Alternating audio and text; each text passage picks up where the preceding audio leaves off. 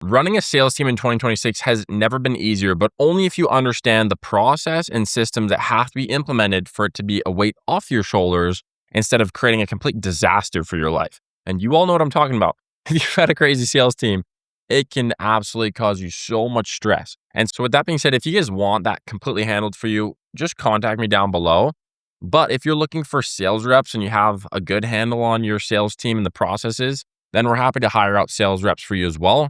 I own a recruiting and placement agency, so I'm happy to source you with those too. But let's jump into the video and go ahead and dive in. Okay, so what does it actually take to run $1 million a month sales team? And just a little secret, it actually takes less than you think as long as you set it up correctly. So that's what we're going to discuss today. Now, what I'm about to discuss is specifically for coaches, agencies, and consultants. So if you're in one of those buckets, and this is going to fit perfectly for you. So if you're selling high ticket online, then this will pertain. Now, what do I mean by that? If you're selling over $2,500 plus in packages, then this is going to really, really resonate with you. So before we jump into it, you have to first understand the marketing aspect of how to actually generate $1 million so then you can run the sales team behind that. Okay. So there's only really two acquisition sources other than referrals. We'll leave that out. There is paid and there is organic. So these are really the only two sources of traffic that you can receive. And if you want to know, the easiest source is probably organic because people fall in love with your content. They really like your brand. But there is a way that every single brand that's doing over $1 million a month is doing it, is they do both. And it's being done by something called retargeting. Now, when you're retargeting with ads, it allows you to target a viewer that's seen you before and just wrap them back in your ecosystem. And this is really cool because it allows you to capture a lot of market space instead of just going after colder and colder audiences. It's people who've already seen your stuff and they want to consume it. And you just remind them that you're still there by showing ads to them on Google as well as on Meta. Okay, so that's how we actually get to $1 million a month. Now, we're going to get to the actual basic bones of operating it. You're going to need group meetings. You're going to need one-on-one meetings with each rep. You're going to need recruiting and training pipeline, a mission statement and goals, and then the KPIs and tracking. Those are fundamentally the only 5 things that you need to run a sales team. I know a lot of people online will make you watch the whole video, but those are the 5 things, okay? So they're all written out there. Group meetings, you want to think of this as an opportunity to build your relationship with the employees. Because in these type of offers and companies, most times we're just working remote. I mean, the profit margins are fantastic. There's no reason to lease out a whole office or buy your own office. People can just work from home, okay? So they can work from anywhere in the world. You bring them in, but it's so important to still build that connection with your employees. So group meetings, what I recommend is one group meeting with the entire front end sales. Okay, so we leave out ops, we leave out, the fulfillment team. That's a separate meeting. We're talking about sales, running the sales team. The second group meeting is individualized departments. So like a setter meeting, closers meeting. And then we have I guess that's pretty much it though. Okay, so those are the meetings we'd have. So you had individual separate meetings, and in those individual separate meetings, you're still going to build that relationship a lot more, but you're going to go through objection handling, how to work on word tracks of, dealing with difficult customers on the VA side, how to actually book more calls, getting through the objection of, well, can you just tell me what this is now? Like, do I have to jump on a call with the closer? Okay. And then we're going to get on the one-on-one meetings. So the one-on-one meetings I'd recommend once bi-weekly. The reason why bi-weekly is because your sales reps and your setters don't want to be on meetings all week. Like, does anyone ever wake up and they're just like, oh man, I can't wait for meetings today? It's like, no one wants that. We want production. We want to actually incentivize working every single minute, being on the phone with prospects and driving revenue to the company. So being on a meeting, guys, we have to really, really think about this. It has to be highly productive. And when we're doing $1 million a month, it can be done with fewer employees than you think. And let me show you what I mean. So let's assume you have your CEO here, and then we have your sales manager, and then we have 1, 2, 3, and 4. Actually, we'll do 5. Okay, so we have setter, closer. Okay, bear with me here. Okay, how do we get to $1 million a month? That's what you want to know. All you need is this. It's all you need. And I'm going to show you exactly how it works. So the setters are going to set all the appointments for the closers. So this means they're going to outbound dial leads that are opting in, and they're also going to go and confirm the appointments for the closer. They're going to get a 1% commission for all of the calls that are pre-booked that they confirm. And then they're going to get an extra plus 4% for every single call that they book that closes. While they're wrapping up, you can give them a base. That's totally fine. Okay, closers, they're going to be 10% first 100K cash collected. They're going to be 11% first 100 to 150, 50K, and then 12% 150 to 200K. The reason why we incentivize it this way, and you can look at it with your own offer, is you want to get to $1 million a month. And 3 closers is all you need to get to $1 million a month. Trust me, you could add a 4th, like that's fine. But the main thing that we want is positive and reoccurring momentum within the sales process. Because when there's dips, when there's low points, that's when people get in their heads. So we want to keep consistency. I'd rather have less calls, higher quality, less closers, higher quality. Like, why would you have 6 closers if all of them have like half empty calendars? It just makes no sense. I'd rather have 1 closer completely packed than 3 that are like not even busy. Like, I don't want that. Okay, now let's keep going. Now that we have the commission structure for the reps, for the incentive. And if you don't do it this way, trust me, they're not going to be motivated past like 10, 12K a month, because most of the best closers, they need to constantly have a carrot to chase. Okay. And the reason why we do this is very simple. These closers should each be able to hit 200K per month in cash collected. Hear me out. 200K each equals 600K on the front end.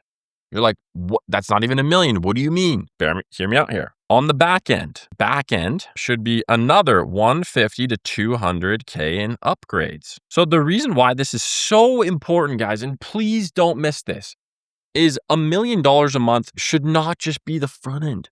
It should be the back end too, which is why when I help you out build out your sales team, we're going to dive into exactly where we can maximize the cost, or we can maximize the LTV on the customer.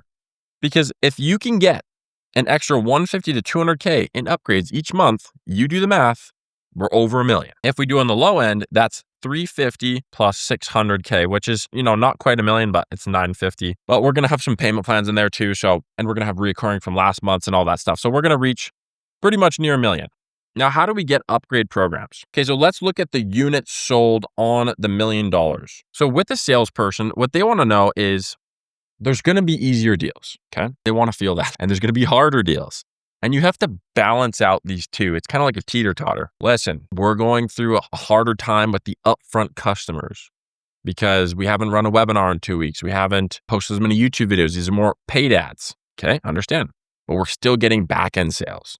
And so even if you do just the back-end sales per month, like you're seeing here, each closer on the back end is earning 10 to 12% of 150K. So they're already earning 15 to 20K on the back end. This is without selling anything on the front. This is just selling on the back end. And I'm going to explain to you why it's so important to do this. When I talk to sales teams that are kind of crumbling, and I mention this system, it's very simple. You lay out, a progression-based system of commission, which is super important. And then you outline, how much they should be selling each on the front, how much they should be selling on the back. You can really clearly see like the salesperson's like, oh, wow, like I could be earning 40K, 50K a month with this offer. Like, this is awesome. I want that. I really want that, especially with the conversion, because I'm in Canada. The conversion's great. Okay. So this outlines a very clear path that the sales rep should be making above 10K per month, which is very important, because if the salesperson feels like they can't grow in this position and they plateau, they go find something different, which is how the sales team ends up being a nightmare when you're just constantly having churn. Okay, so how do we actually build the sales team though to be able to sell the back-end products? So let's say we have our closer here. This closer, we'll call him closer A. And right here we have closer B. How we create an environment of success in the team is through our mission statement, which is what I put here as point number 4. Now, the reason why this is so important is the mission statement and the goals have to be both company-wide and individual. So we covered the individual, that we want them to earn a lot of commission. We want them to make a ton of money, blah, blah, blah. Okay, perfect. Now, what is the company goal? Here is the company goal, and we're going to establish it right now. Company wants to do 1 million per month. Great. But how we're going to get there is through 1, 2, 3. And you could pick your own, mission statement, whatever. You can do like integrity. We can do it through results for clients and then communication or whatever it is. You could put whatever you want for your company, your sales department. Okay. So now let's really, really see how to weed out the salespeople that are going to cause you a freaking headache in your life. Closer A, let's say they're all just about the one sale relationship. Okay. So they make the one sale, they make their 5K up front, and then they basically just, they never talk to that person again. If the prospect that purchased texts them to ask them something, they never respond. They don't care. They're like, it's the ops department. It's their job to do that. Okay. We don't want those salespeople. And I'm explaining to you why. Because they don't answer the prospects that already buy, that relationship is severed. It fails. Now the prospect is back on their own. Maybe they have their client success manager, but they're back on their own. This is the type of salespeople that we do want. We want a 3 to 4 sale relationship. And this is why it's so important to build the offer first and the marketing around it and make sure messaging is clear. And we have a step-by-step system to scale. Because when we have a 3 to 4 sale relationship, they'll sell the 5K on the front, and then they'll sell the 8K upgrade, and then they'll sell the 25K upgrade. And look at how valuable this salesperson is. Look at how valuable they are. So instead of just bringing in the 5K up front on one client, now look at how much revenue they're bringing in, how much cash collected. It's helping out the prospect because they're getting more of a done with you, done for you service. It's helping out the company achieve their goal. It's helping the salesperson achieve the commission. It's a win-win-win scenario.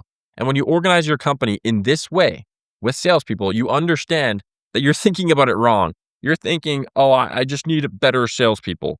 I just need more good leads. I need people to show up to their call. But that's not actually the issue. The issue is you already have clients who have paid you 5K up front. They want your product, they want your service, but you don't have an escalation system to offer them more and better. And so you just try to get more people up front, which is the hardest way to do it. When people have already purchased your first product, they're much more willing to purchase the second product. Now, the reason why we do it this way is because the actual business owner needs to be thinking on marketing, delivery, all that stuff. They should not be doing sales. Okay. If you're a business owner doing some sales, I'm talking like 1%, even that I think is too much. Because what we want is a culture of, we want the team to win. We want the salespeople to win. And if you have this mindset and the salespeople know, man, that guy, that girl is taking such good care of me, they feel super loyal to you and indebted in different ways. And it happens in different ways. You don't even see it. But the client benefits most from this because the client, every time they're like, hey, I heard about an upgrade. I heard about this upgrade. What's the upgrade? The salespeople can jump on a call and sell them again. Okay. And this might take 2 or 3 calls. Like it's about this relationship. And then let's say they're ready to upgrade to the 25K package. Maybe it'll take like 2 hours to close them on this call, to collect the payment, collect the wire, all that stuff. So now we have multiple different calls. We might have like 6 or 7 calls with this prospect over a year long. So you want your salespeople to stay with you, build that relationship with the clients, build it with the team, be responsible. This is what actually makes a good sales organization.